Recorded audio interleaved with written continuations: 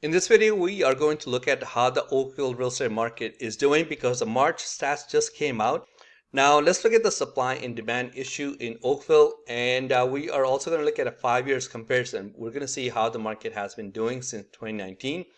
And also, I want to show you guys stuff that maybe you might not be able to see somewhere else because I want to make it worth your while for stopping by, so at least it's something different. So 6 stats to watch out for if you guys want to think about buying or selling in Oakville anytime soon. Now let's start with the supply and demand issue. This is what is going on. This might be one of the reasons why things are selling faster and for higher prices.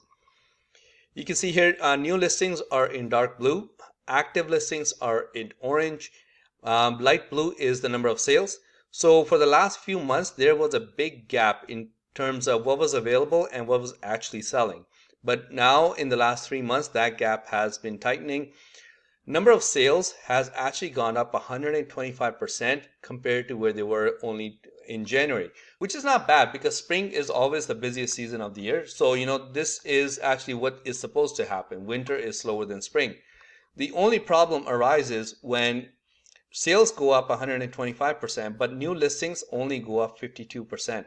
So supply is just simply not keeping up with the demand. Active listings are only up 12% since January. So this is, I think, one of the main reasons. Like there's just nothing out there. Sellers are kind of waiting to see if the prices go even higher. And buyers, they're getting impatient. They think the price is going to go higher. So everybody's jumping in now, which it could go either way. I'm not as optimistic as some of the other agents, but we'll have to wait and see what happens. 5 years comparison. By the way, if you guys like this kind of stuff with stats, please like and comment because it helps the channel. Like YouTube likes that kind of stuff when people like and comment. So it would really help me out. Let's do a 5 year comparison, March only. So this is March 2019 all the way to March 2023. It has been a wild, wild ride in the last 5 years. Not much changed from 2019 to 2020. About an $80,000 jump, which is good. That's very good. But this is where everything went crazy. I think you guys remember. So if you bought a house in 2019 for 1.36, it went up to 1.87 in only 2 years. Then it went up to 2.3 in just one more year. Now, detached house on average is selling for $2 million, $2.04 million. Freehold townhouses, they started at about $850,000 and went up all the way to $1.4 million. And now they are selling for about $1.14 million. There's tons and tons of freehold townhouses in North Oakville along Dundas.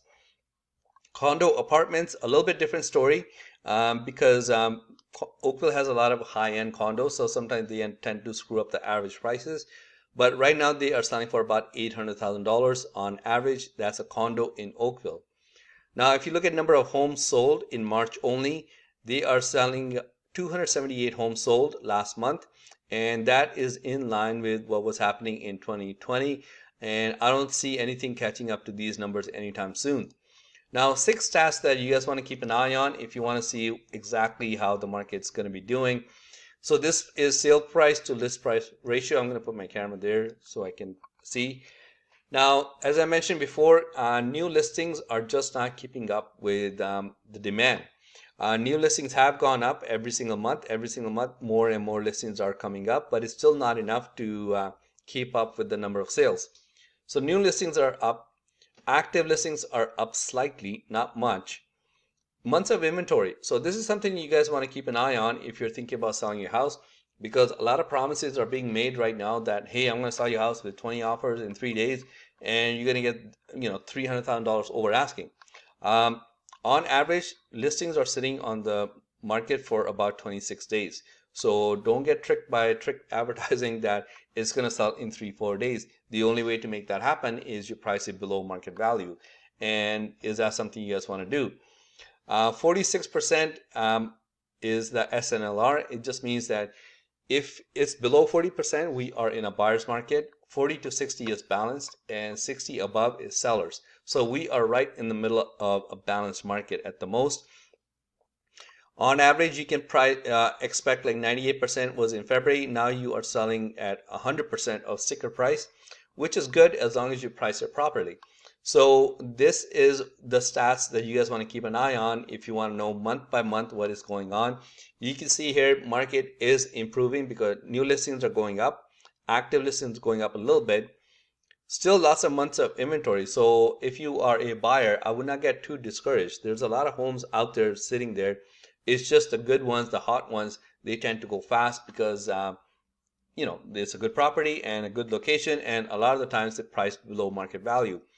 Now, if you guys want to see what is happening month by month, this is what has been happening. 278 homes sold, so that would make it the busiest month we've had in the last 7-8 months. It's still not touching March of last year, so we're still way below that. Average prices for the last 4 months, they have been going up every single month. We are at about $2 million, as I showed you guys before.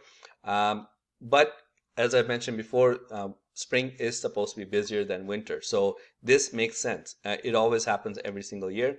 Freehold townhouses, they are also high. February was actually higher than March by a little bit, by about 70,000-80,000. And condos are up also, but still not as high as what they were selling for in December, January, and February. But like I mentioned before, condos are a little bit trickier if you're trying to figure out average prices.